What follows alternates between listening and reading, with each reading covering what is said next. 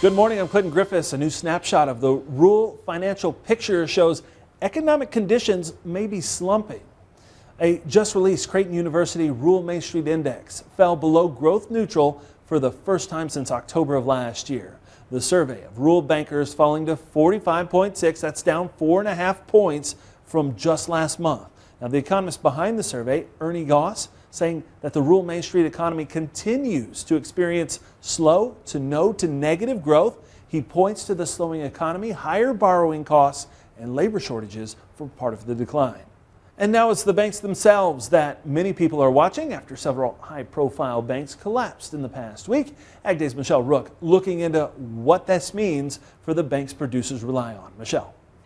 Clinton Dr. RMI Goss tells me because of the timing of their survey, some ag bankers responded before the bank defaults started to expand. However, he is confident the current banking situation is not like the financial crisis in 2008-2009. Those meltdowns were caused by the loss in value of mortgage-backed securities. And today, after Dodd-Frank legislation, bank regulations have tightened. Plus, most banks in rural America and large farming areas are less susceptible because they have less risky depositors. Goss also points out the farming community was in pretty solid financial condition going into the recent series of interest rate hikes by the Fed. Yet, he says it still bears watching as some banks invest in bonds which have decreased in value while interest rates have climbed. And there is some nervousness among larger depositors. So that you could have some businesses, manufacturers, farmers feeling that fear, and you begin withdrawing your deposits at these banks, and that could push some. I'm reluctant to say failure, but it sure could make it very tough out there for regional and even national banks. Other ag bankers tell us they're not concerned about a large-scale crisis and agree banks in rural areas should be more insulated than Silicon Valley Bank and the like.